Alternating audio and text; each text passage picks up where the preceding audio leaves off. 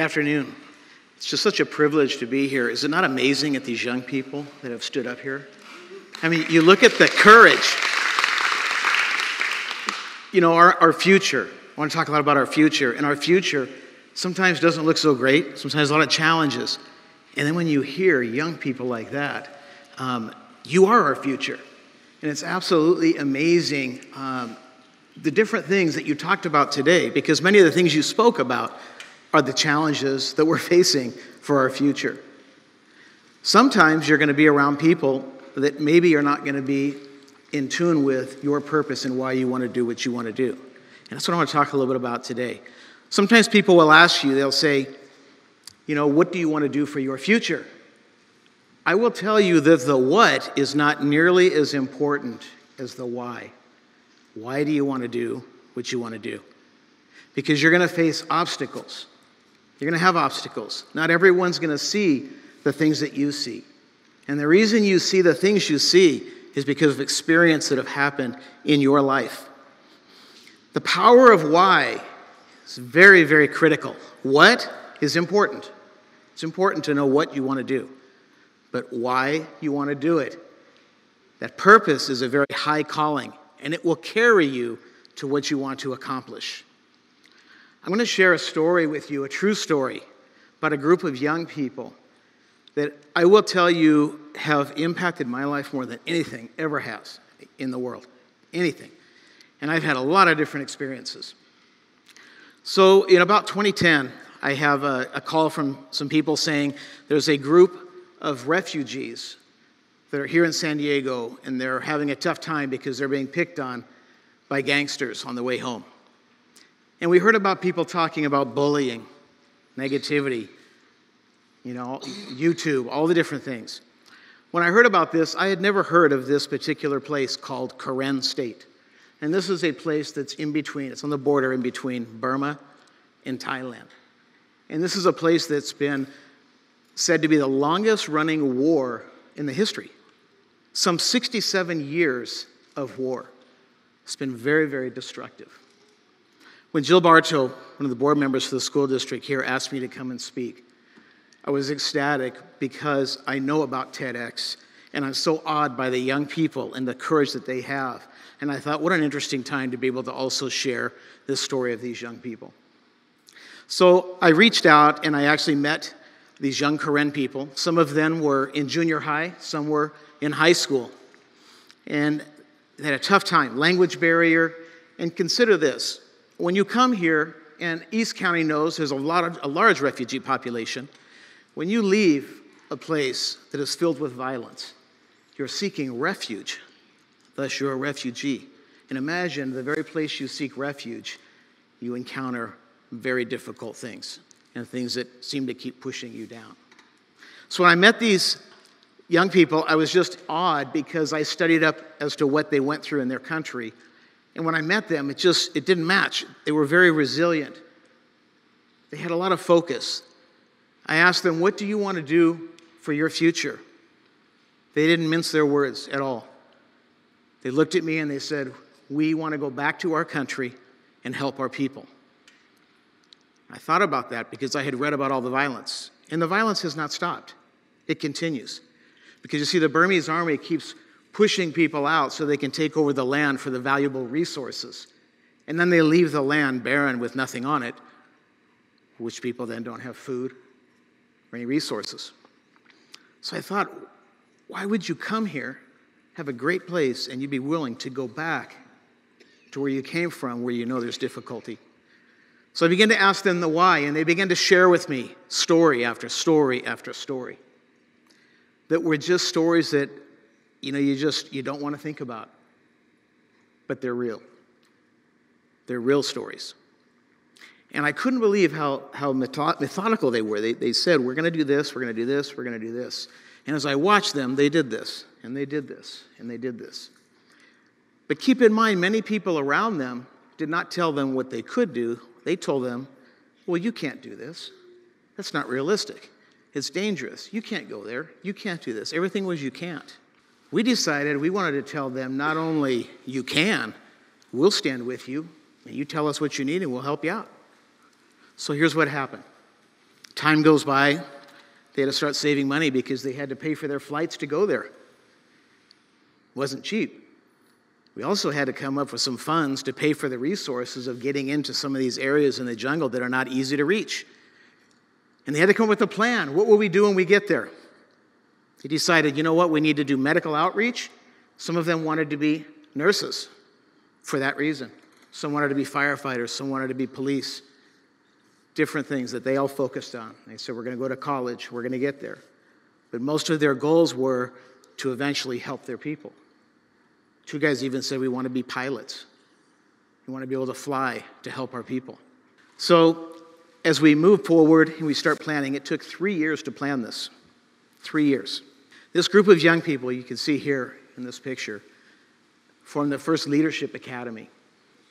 And this was a project-based learning opportunity. They had to lead this. They had to do it. And again, it wasn't easy. They had to reach out to their country that many of the people they didn't know, because you see they lived in refugee camps.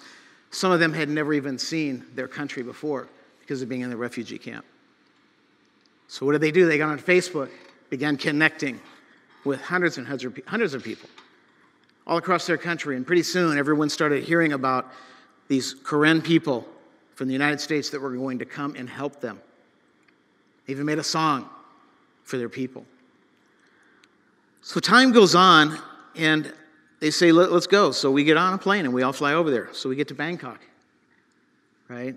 Many of these people have never been out of the country, just came into the United States. That was it. So we had a team. We go there, and so we get there. Everybody's excited. You can imagine.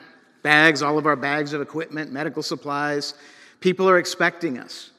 So everything is on target. You know, it's this date and this time we're meeting this group. We're going to this village, and we're communicating with people. So they're messaging people on Facebook as we go along. Amazing how powerful the tool of Facebook is, that you can get reach into some of the far places around the world. So after we get to Bangkok, we have to take a bus, a shuttle, to another airport to catch our next flight. This was very critical because if we didn't make this flight, it would set us back 8 hours. 8 hours when you're somewhere for just a few weeks is a long time that we are going to be delayed. So we get on this shuttle, and if you think traffic's bad here, nothing. Flat out a parking lot. I mean, we're looking and we're like, there's no way, we're not going to make it. And we didn't. We didn't make it. We missed the flight. It wasn't like here. We went to the airport and we went to the ticket counter. Oh, we're so sorry. Can you book us on the next flight? And we were told, that's your problem that you missed your flight. Not only can you not get another flight, they're sold out for the next few days, but there is no refunds. So we're thinking, money's tight. We're thinking, oh, great. So we have to take taxis for an 8-hour drive now that's going to set us back. The team got discouraged because we had everything set like clockwork. We're going to do this, everything's going great, and then, whoa, what's going on? So not only were we discouraged, we got at each other's throat a little bit because we got all these bags, and if you can imagine trying to get taxis, little cars, and a bunch of them, and start packing all this on your lap, and you're going to get ready for an 8-hour drive carrying your luggage on your lap. So we do, and so we're messaging people. All of us are on Facebook messaging saying we're on our way, but we're 8 hours delayed. About halfway on the drive, we get a message from this young person there whose parents were killed in the war. He's 17. We only met him through Facebook. And he tells us, he took 3 days to actually get to where we were going, to the city where we're all going to meet. So on his way there, he gets stopped at a checkpoint. And he did not have the proper documentation, and he was arrested. So now we're really discouraged. We're thinking, oh, no. But then we start realizing as we connect with him and ask him where he's at, that he's only like 30 minutes ahead of us. We're like, wow, we're going to actually be able to intercept him. We're going to go there. We'll see what happens. So we get there, and we go to this checkpoint. We get to this checkpoint, and we're thinking, they're just going to say he's arrested. We had gotten pictures of our team from across there, and we made ID cards for everybody, similar to this. And so we had his ID card with us. So one of the taxi drivers says he's going to translate in Thai, and he says, let's talk to them. And so we began to talk to them and tell them about the plan and what these guys have been doing. Show them the ID and say, you have one of our team members, and he's really important for our team to be successful. His parents were killed in the war. We want to get him in school. And it was interesting because we saw a change of heart from the officials, and they actually handed him over to us. But what the team was blown away by was, had we not missed that flight, we would not have been able to intercept LaChapelle. We wouldn't have been able to. And so we began to realize that even when something bad happens, good came from it. We saw it as like a divine intervention, because had we gotten all the way to Mesat where we were going, we would probably not be able to have the transportation to try to get back, and we definitely wouldn't have received his message because we would have been in flight.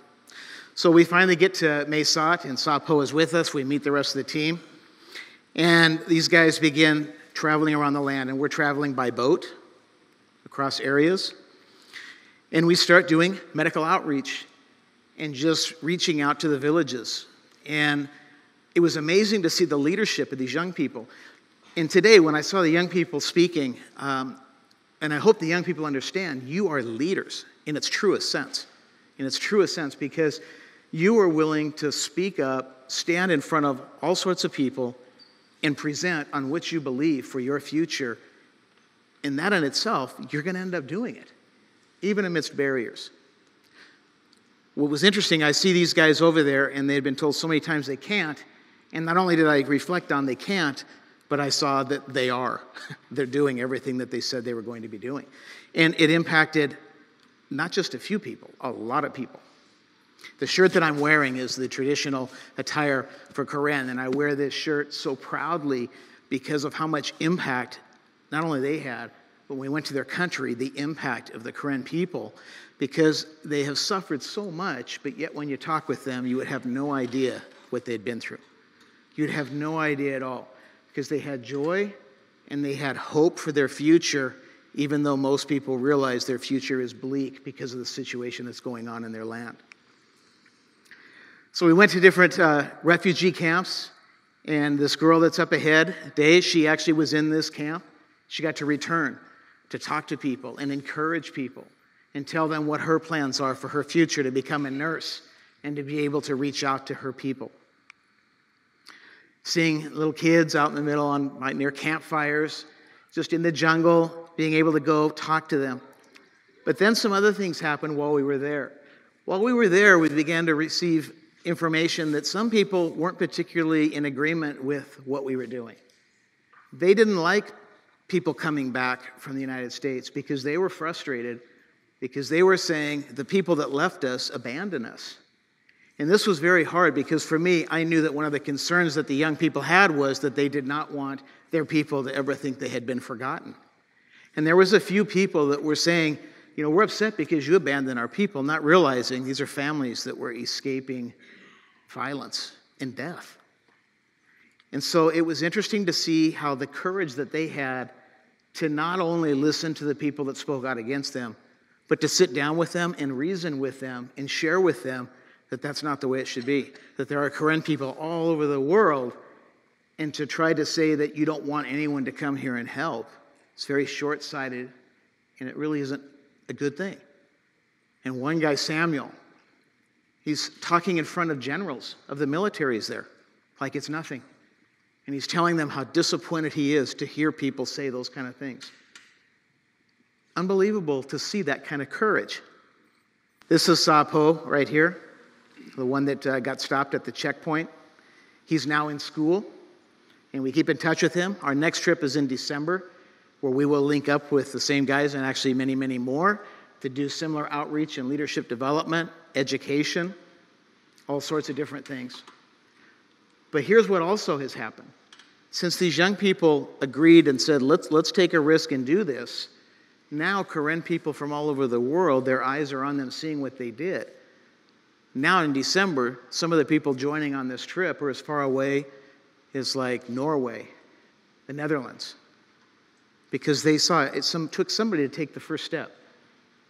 Like some of the young people today, willing to take a first step and stand up for what they believe and surround themselves with people that tell them, not only can you do this, we're behind you and we believe in you. The Karen people knew that not only did I believe in them, sometimes more than they believed in themselves, but we were willing to say, we'll stand with you. And that's the true test of believing in people. It's not just saying it, but putting action behind it. So we could say, yeah, we're going to walk with you. We're going to help remove any barriers that we can. So, got him. Here's Samuel, the one that's talking to the generals. Here's him with all these kids.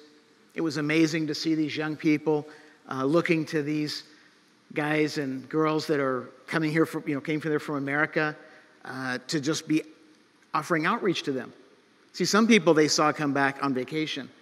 These people did not come back for vacation. They came for hard work and spending all their resources that they could have spent at Starbucks, but instead spend it on resources to take over there. Some of the times, some of the challenges was so many of the kids that had worms that needed to get medicine for that. It'd be lines and lines and lines of kids. This is meeting some of the leadership. They actually met even the vice president. This is Samuel with the young boy that has a skin condition that was getting really infected. This is Sermu. He's actually right now, I believe, in basic training. Joined the military here and then also going to college. This is the vice president of their country, and they were able to meet with her. And what was interesting is the questions that they asked her. They didn't come naive. They didn't come to just say, hi, here we are. They actually came and said, we have some questions about the future of our country, and we want there to be peace. We want the fighting to stop. We want to know how can we do that. They met with all the generals. It's unheard of for them to be able to do that. The greatest thing is these young people that I'm telling you about, they're all here right now. I'm going to ask them to stand up and come on up here so that everyone can see you. Come on up here. And thank you for the opportunity to share.